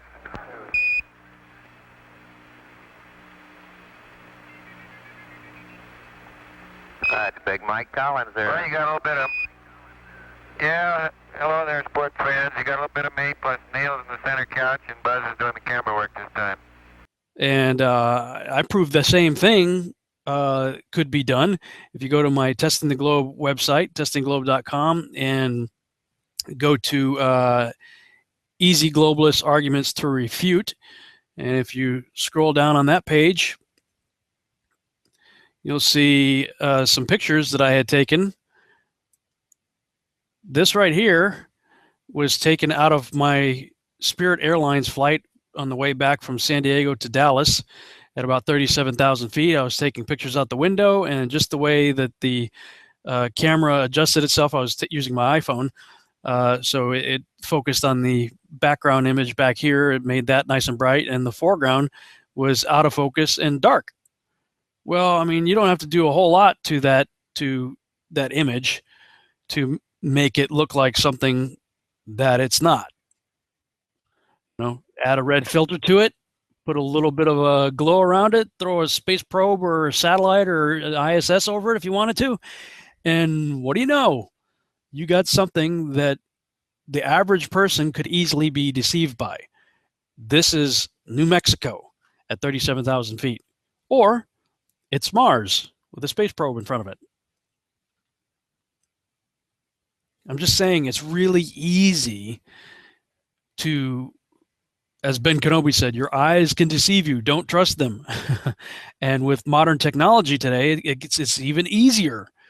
And if you've got a great set like Devon Island to use to pretend that it's Mars that very few people will ever get to, no, who's going to go up there? I mean, it's really far north and really cold and very remote. So, you know, what are the chances that Joe Blow is going to be up there? Now, why would NASA put that stuff out in plain sight? Well, I mean, again, it could be it's just a training site and they have no problem telling people that. Could also be Amos 3:7. God says he himself, he doesn't do anything except that he tells his servants, the prophets, first what he's going to do. So if that's a law that even God himself has bound himself by, then perhaps that's the reason why, you know, we talk a lot about the Illuminati always putting things out in plain sight. You know, it's hidden in plain sight, but it's there. It's there for everybody to see. You know, maybe they have to do the same thing too. I don't know. You know, you want to believe the best. You want to think, you know, okay, it's just a training facility and it's all good. It's all above board. But then again, the possibility and even plausibility that it could be used for deceptive purposes is there as well. So just something to consider. All right, let's get back to the original broadcast. I don't know how I ended up on the White House email list, but I get this, you know, whatever update from the White House, and when they put out the new blue marble, you know, and I look at this thing. Update or orders? Yeah, I'm getting orders. Well, you know, Shill. Yeah, that's right. You know, guys like us. You know, Mark, I heard you're an Illuminati, Freemason, government-paid Jesuit shill. So, you know, I must be the junior officer over here. I'm not a Jesuit. You're not? No, he's with the other Judean people front. But Yeah. Or the people All front those of other Judea. titles. It's about, come on, get it straight. No, I'm sorry. Go ahead. So you get a thing from the White House. Oh, so you got that thing when the blue marble came out. Yeah, when it first came out, it was, you know, the White House sent a blurb out in a Twitter or whatever to everybody, and you know, you get this blue marble, and you look at it at first, you know, it's an improvement over some of the other blue marbles, but then somebody brilliant out there decided, hey, I'm going to flip this thing upside down, and as soon as they did, the clouds are spelling sex. Yep. You know? And you're like, come on. Oh, yep. And you know what I also loved about that was, and Jonathan and I have talked about before, was that they were when they put out the blue marble shot, they made a point of saying, "Oh yeah, by the way, this is the first blue marble shot we've done in 43 years," and all the other ones. Yeah, which helped the flat Earth cause, because everybody, you know, on that side was saying, you know, there are no pictures of the Earth from space. There's only one that they've ever said, and people are going, no, that's not true. And then the White House and, you know, Neil deGrasse Tyson comments on it, said, oh yeah, this is the second shot from space in 43 years. I was going, and this doesn't bother anybody? Yes. So wait. Do you think they're helping the cause or the movement so that they can get out from under their lies? Do you think, you know, they're giving little clues and to, you know? That is, go ahead. Well, because they're still saying this is the real deal. Yeah. They're saying that this is the ball Earth. And I think it was Neil deGrasse Tyson was saying, now with this new satellite or whatever, we're going to be getting pictures every month and, new stuff. So, their plan is to constantly put it in your face.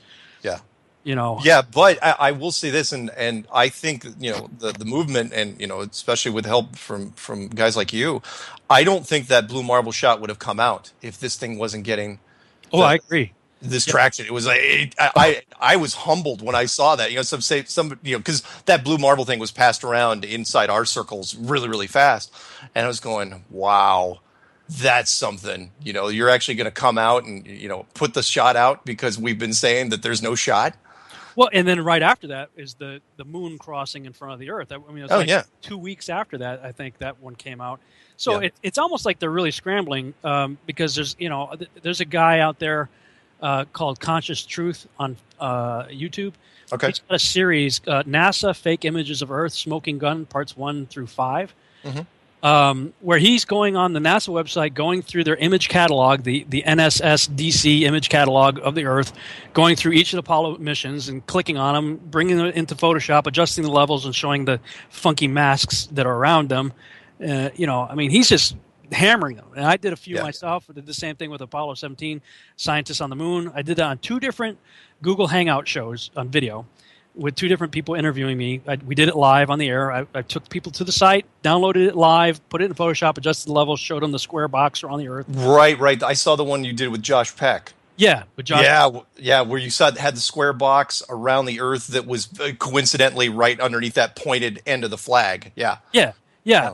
And it was like 3 days later, I think, somebody sent me a thing on Facebook saying, go look at the same webpage that I was just on, and it said it was updated. That page was updated like 2 days, 3 days after I did that show.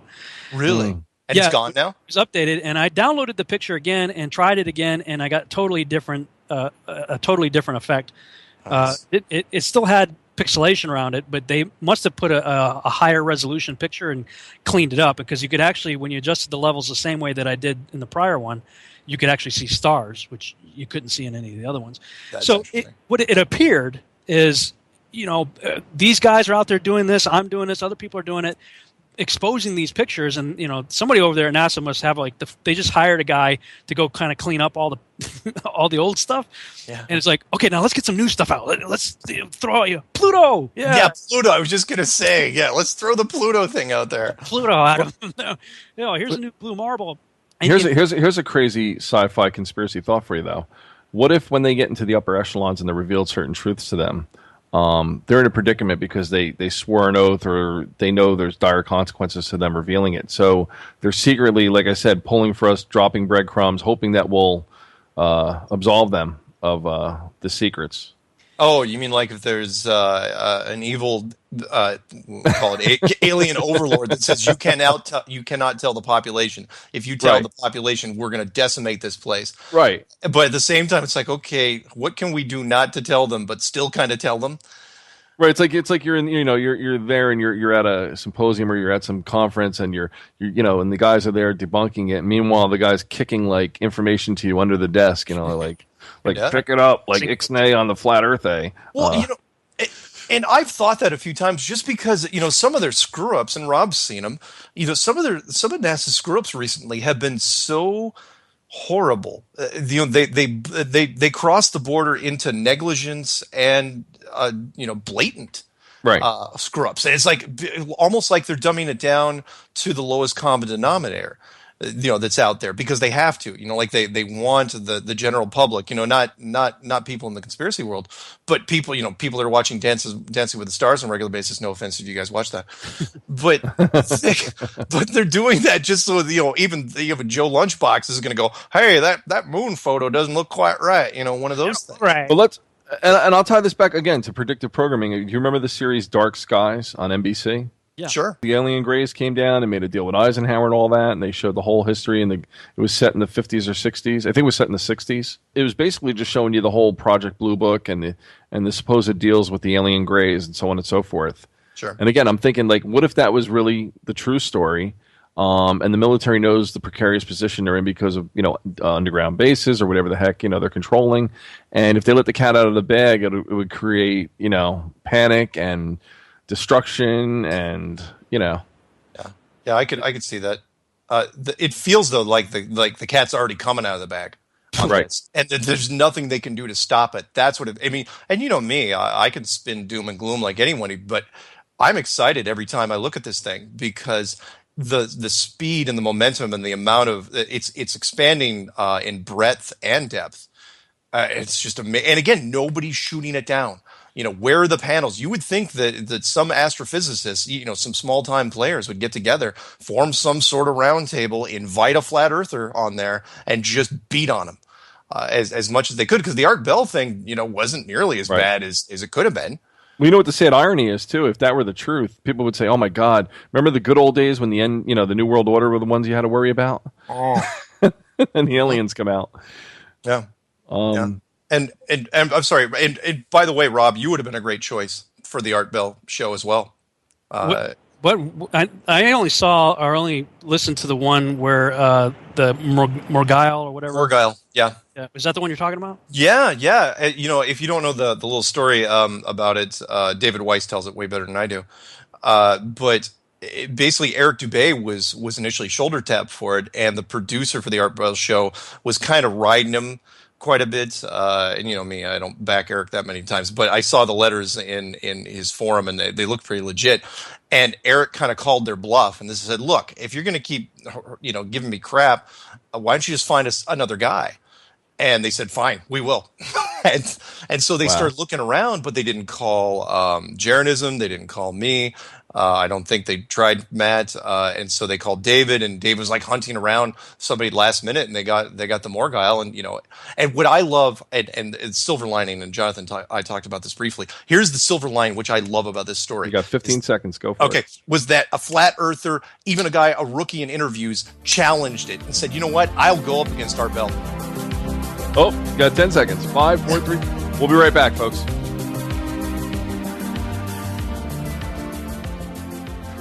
Welcome back, everybody, to Perception Truth Talk Radio. And I want to thank Rob and Mark for helping me fly this ship. Even though I only have a low ceiling and I can't go far into space with it, it feels good to be the captain of it. Nice. Well said. There you go. Well, I'm gonna let you guys talk more because I ad-lib too much. But this we got a lot of stuff to cover yet. So let's pick up with the Morgile. I want to mention this real quick because I think it bears repeating, and that is what I liked about the Morgile thing is that he had never done any interviews, and when he was shoulder tapped.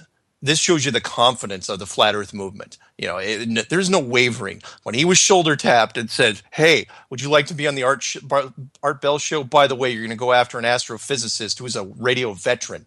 How do you feel about that?" "Yeah, put me in, coach." Oh, how does that happen? There should be guys that would just run away, screaming, "No!" And no, he didn't even waver. Got on there. I mean, yeah, he didn't do great. Made some rookie mistakes, and you hate to see it. But at the same time, it's like he got in there. I got to give the guy credit because, yes, there was things I was yelling at the radio. Say this. This is so easy. but the show is heavily biased against him. I mean, I can't. There were so many times when that obnoxious scientist dude cut him off, and Art was clearly favorable to the scientist guy. So, I mean, the few times that the Morgile guy got to actually talk, I think he did pretty good. But, I mean, he never got to finish a sentence. He never got to finish what his thought. I mean, the guy kept talking about the circle of the Earth navigation or whatever. I'm like, yeah, exactly. On a flat Earth map, it's a straight line. Yeah. I'm yelling at the radio like, ah! Because what the argument was. There was one argument I think that was it, but one of them they kept saying the same argument like over and over and over again, like it was their trump card or something. I'm like, that's an easy one, Yeah. But they wouldn't let him talk. But if that's his first time out and first time out going out to millions of people on the Art Bell show, kudos. I give him a lot of credit Yeah, and what you were saying, most of the people, the other great thing about the flat Earth is that it's fairly open-ended in terms of some of the concepts. You know, the exact shape. You know, how high is the dome? Is there a dome? Isn't there a dome? But everyone pretty much agrees it's not a globe. So everyone knows the material now, which is great. You could shoulder tap a whole bunch of people now, and they pretty much are in line with a lot of different things. He didn't do great, but same first time out. Are you kidding? He did. I give it to him. He had a lot better composure than I would have had. I would not have responded well to the antagonism that was shown there. You think you would have gotten a little hot? Well, I'm the type of person, I'm going to reflect back to you whatever energy you're giving to me. We're having a cordial conversation right now. That's what you're getting, but they would have probably lowered your mic or something. Probably. Yeah, they like to. They were getting really. I mean, there's a lot of backhanded, insulting. They were doing everything they can to make the guy look as stupid as they could. Yeah. And what was also? I'm sorry. Go ahead. Well, I was going to say it was poor radio, in my opinion. Yeah. The way it was done. It was also interesting that out of all the interviews that have been done by everybody that's been doing this, that was really the first one that went after the topic itself. You know, where they, and I thought that was surprising. That up until now, that's another fun thing about this movement is that everyone that's been, all the podcasts and everybody out there that's been doing stuff, they haven't been, they kind of do what you kind of laugh at first, but then when you realize it's serious, then you're like, wow, this is really, really interesting, because they think it's brand new. They say, this is really fresh topic. This is really exciting to talk about. And it's like, it's the oldest topic there is. It's just that nobody's been bringing it up for 500 years. Well, that statement right there, 500 years, because I said the same thing. Yeah. If you go to my website, testingtheglobe.com, there's a new section that I started to work on, and I haven't been able to find the time to finish it yet, but the Gearing Up for Apollo section there. I got Architects of a Spherical World, Examining an Ancient Motive, and A Time of Change and the Death of God. Those are 3 blogs that I've written on it so far, and I've got the other ones in partial stages of completion. But what I came to realize, especially after reading Zetetic Astronomy, 100 Reasons Earth Not a Globe, and Terra Firma, Earth Not a Planet, Proof from Scripture, Fact, and Reason. These books were written at the end of the 1900s, or at the end of the 1800s and the beginning of the 1900s. So even as you're turning into the beginning of the 20th century, there were people out there taking a stand on what we would call the old school belief. Now, it is true in academia, because the sciences from the time of probably from Copernicus forward, certainly after Newton, started to get heavily skewed into the gravity model, the heliocentric globe model, and all that. And the more it started getting pushed in various forms of education, it's just pumping out children after children. That's all they've ever known. So that's where it sort of took over. But it really wasn't a cut and dry case for the past 500 years, I'm finding. There was still a remnant of the voices crying in the wilderness, kind of like, we're doing now, right into the beginning of the 20th century. Where they were just hanging on. Yeah. And you're right. I probably shouldn't. Let me rephrase part of my statement there. The map that I initially gravitated to was, and I don't give him enough credit, was the Orlando Ferguson map of 1830. Where, he was a big flat earth guy, and said that, it was shaped sort of, I'm not supposed to say roulette table anymore because of that whole numerology thing, but it had some warps and curves, but it was basically a flat model, and he was really preaching it and pushed it out there. So yeah, you're right. There's always been some people talking about it. But up until now, it hasn't, but the media never really, paid any attention to it, even alternative media. And now it is. Go ahead. With that Gleason standard map, 1892. Oh yeah. That one absolutely blew me away, because that's pulled from the Boston Library. Yep. This is like a government, it appears to be sanctioned map, new standard map of the world, and right at the top of it, it says of the projection of the Earth, and it says scientifically and practically correct as it is. It's right at the top of the map. Yeah. 1892, government-sanctioned map. You're like, what? Yeah, you're right. There's copies of these, and again, the internet misses nothing. It's great that it sticks. Once somebody, all it takes is one person to find a little nugget like that, and they put it out there, and then it just spreads like wildfire. Which is great. I have a couple copies of that map lying around, which is fantastic. Oh, I've got to ask you, Rob. I know, or maybe you caught the two questions for you real quick. I know you probably caught the Kent Hovind Forbes article. Did you catch when in Forbes magazine, made it to Forbes. The subject made it to Forbes. Yeah, the subject made it to Forbes in kind of like a little glancing blow sort of way, where it's like, Kent Hovind's getting problems, having difficulties with his followers, but not in a way you might think. And they actually mentioned Flat Earth in the title. Right. I was going, well, you guys shouldn't have said that. But then the latest one that came out was that 2 weeks ago, Jonathan. I can't remember, where Newsweek did a story on Pluto truthers. That they actually coined that name because there were people saying that Pluto was all the pictures were fake, and then they went into the whole NASA thing. But they instead of bringing up the whole flat Earth thing, they were calling it Pluto truthers. Now, what was interesting about that article was they mentioned him in name and his work. And they obviously interviewed him. Newsweek interviewed Crow, Crow 777, and I was going. And they didn't. You would have thought it's like, okay, so you're going to interview Crow for 2 or 3 paragraphs, and you're going to have an astrophysicist come in and end the article and just destroy him. And they didn't. And I was going, what is going on? Why are these little stories starting to come out, more and more? And the fact the mainstream's touching them, it's fantastic. It seems like Dr. I'm sorry. Go ahead. Go ahead. Chuck Missler. Do you know who Dr. Chuck Missler is? Yeah, He's excellent. He used to work for Western Digital. He's an intelligent, incredible guy. Somebody just sent me while we were talking a link to. He's got a website, Koinonia House, and under his science section, it says, "Attention all Flat Earth Society members" by Dr. Chuck Missler. It says, "Calling all Flat Earth Society members, don't throw away your historical credentials. It now turns out that your perceptions may have been even more extensive than previously suspected. Not only the Earth, but the entire universe may be flat." And then he goes on to talk about, he's been talking about the holographic universe for quite some time. But it's interesting that, a guy like Chuck Missler coming out and making a statement like that. When was this? It looks like there's no date on it, but it looks like it was fairly recently. Wow. That's interesting. Now I got to look that up. It says, this article, I'll put a link in the Skype.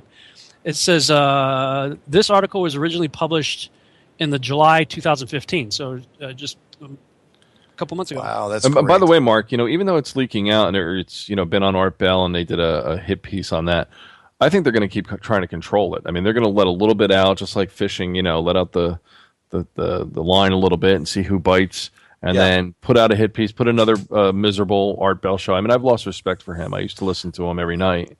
But until somebody like you or Rob or somebody gets, true exposure.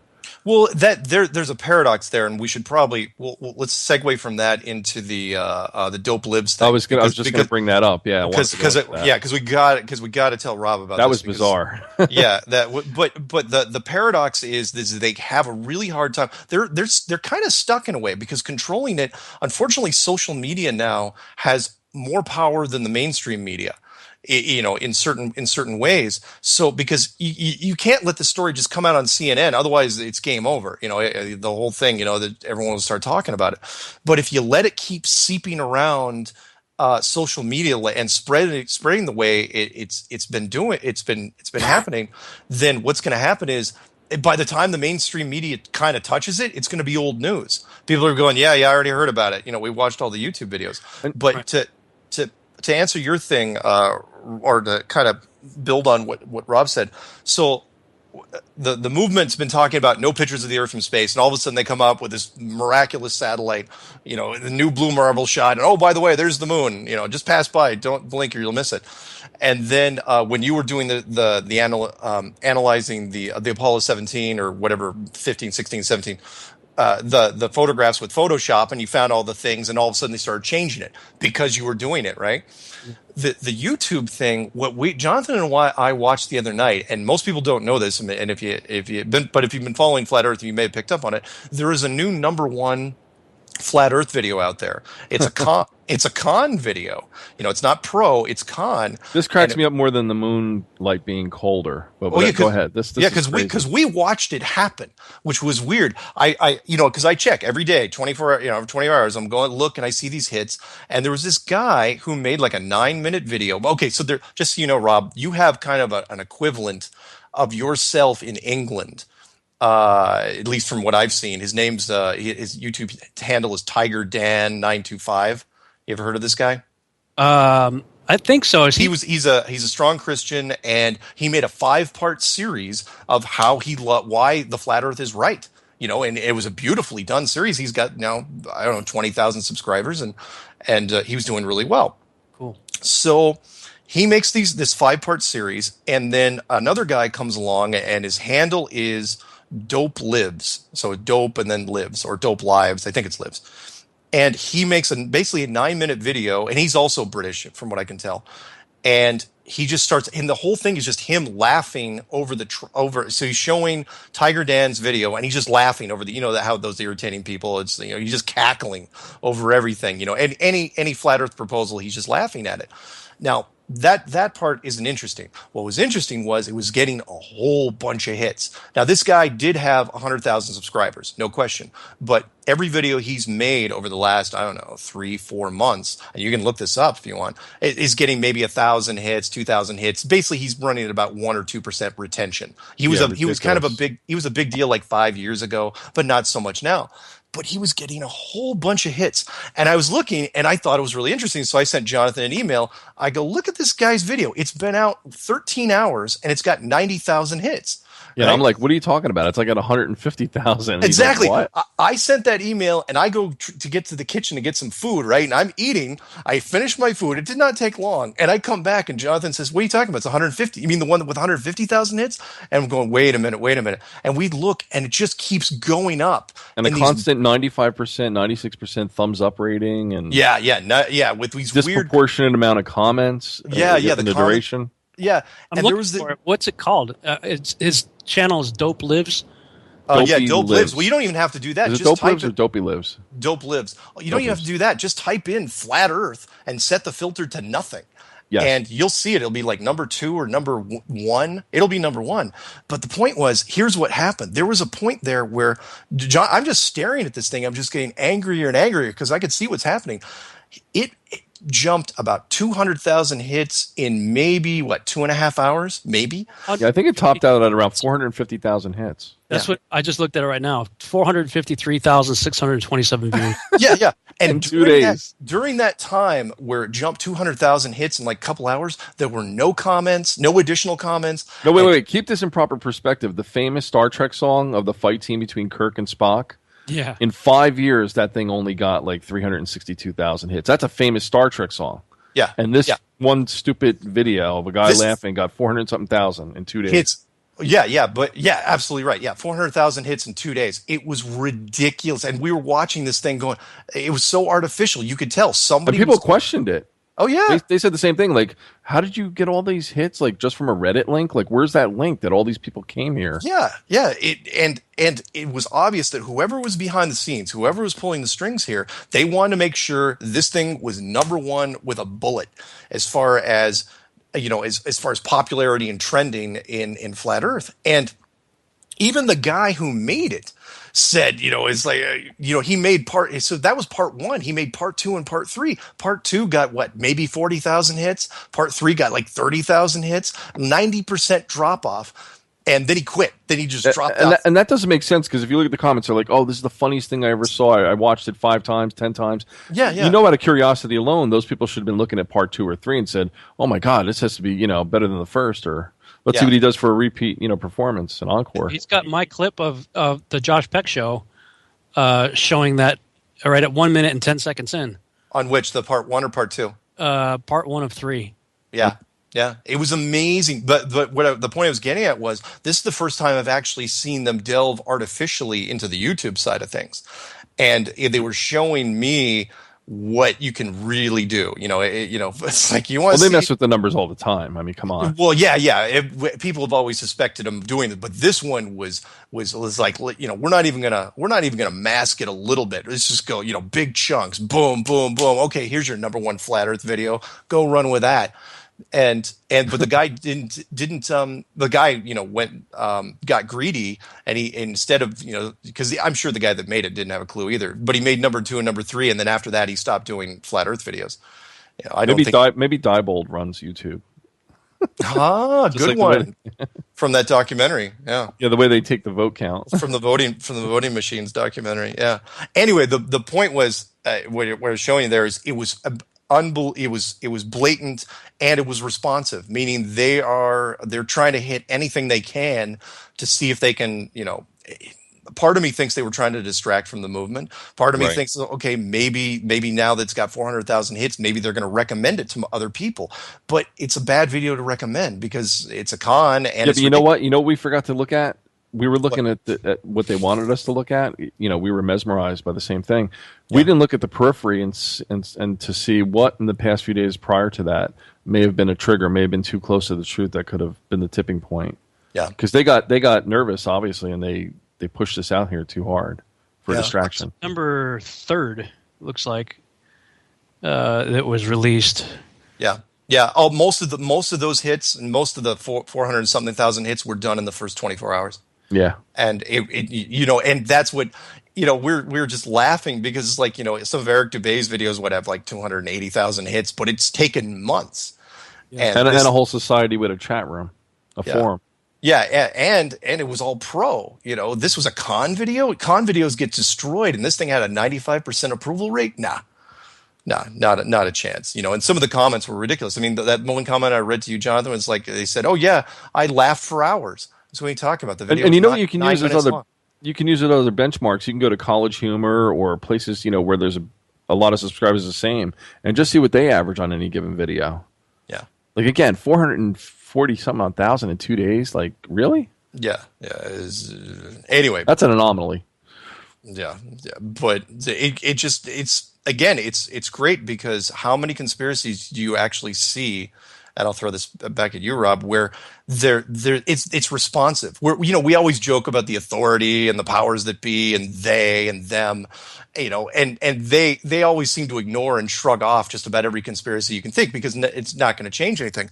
But they seem to be responding to this one pretty quick. You agree? Yeah, I mean, it is amazing just in every way how this is just taking off like crazy wildfire. I mean, if it was so easy to debunk, this would have died a long time ago. Yeah. Go ahead. I was going to say one thing. Looking at your numbers, Mark, and it's not a numbers game for those that are really doing the work. Yours are kind of low, and I'm wondering if inversely they've kept your numbers lower so that people don't get attracted to your first 10 clues. Same thing with Rob. I wonder if maybe you know what I mean. No, Rob's getting hits, but he's also catching the grief. But I'm also I've got all your videos linked on my site. I got a whole section on the website that's just flat Earth videos from different people, and it's hard to keep up because, like you said, more and more are coming out, and a lot of them are really good. I've watched like the Morgile. I was introduced to his stuff a few months ago, probably a month after yours, and he had some good stuff. And another guy put out with the biggest lie or something. The greatest lie. Yeah, that was good. There's several of them that have been out, and more coming out. But I saw one of the guys, I don't know if it was that same guy that Tiger Dan or who it was, but when I pulled because I pulled the site down too, I put the Phil Collins song, I Don't Care Anymore. Oh, I remember that. When you did it. Jonathan and I were talking about it. I was going, man, he better come back. I don't care anymore. Good choice. Song over and over and over again because I was like, that's what I was feeling. Yeah. So this one guy, he did a video, and he's like, I don't know what's going on, guys, but a lot of these flat Earth videos are either being set to private or being deleted, and then there's this one guy, Rob Skiba. I mean, look what his whole site came down. It's like, we better download all the videos before everything's gone. I'm like, and so I was looking at that because when I saw what he did, I was like, oh wow, I didn't think I had that kind of a following or anything, but I was kind of excited about that, but at the same time, I was going, there is something going on, because I did see about the same time I was done. There were several people. It was that whole week. There was like 3 or 4 other guys out there that either pulled videos completely, deleted them, because I saw them disappear on my site. They went blank. The embedded videos were blank, or some of the other ones were set to private. So I'm kind of like, I know what happened to me. I just had so much family stuff going on and physical health problems and just a lot of drama on my own. Yeah. And nobody was getting to me. It's like, it wasn't like the man got to me, Yeah. But, I don't know if that's the same deal with these other guys or not, but it was weird that for that period of time, mid-August, I'd see a big shift where a lot of people were dropping out. Yeah. I know exactly what you're talking about, because most of the information I get is because people will email me and say, "Oh, did you hear? Did you hear?" And it's like, and I'm looking, and they're like, "Checked out this link. Have you seen it yet?" And the link's like 30 minutes old. I'm going, dude, I know I have not seen this yet. And so I heard about you. I had, literally about 25, 30 people emailing me about you. I'm sorry. And no, it's okay. They're going, no, Rob quit. I'm going, yeah, I've heard this record before. He did not quit. He just doesn't, he's not completely going to commit to the flat earth thing. And they go, no, he quit. The site's down. And so at the same time, a couple other people were coming out and saying, no, there's stuff I heard the same thing you did, and there's stuff being pulled down. And sure enough, when I go through, because every once in a while I'll go through my liked section, I've got one liked list, and I start going through it, and there were a bunch of deleted or private videos in there. And I thought, well, that's kind of odd. I didn't know who they were, obviously, because they were already killed off. But I thought that was really strange. Now, did there seem to be some thinning of the ranks? Yeah, some, but I don't know if it was a coincidence or, because all the bigger players, from what I can tell, nobody dropped out. Yeah. So, but yeah, your timing couldn't have been worse. Because but during that time, I actually ended up connecting with Matt Boylan, and we had some interesting dialogue kind of behind the scenes. He doesn't believe in the dome thing. Yeah, I know. He believes in the infinite plane, but I say, what? Because he thinks, you've got a really small God if, God just created this little Truman Show. Sure. I said, well, no, there's nothing that says that he couldn't have created more Truman Shows. I mean, what if what if your egg crate idea is every bit as legitimate as you want it to be, but they just have domes over them? Yeah.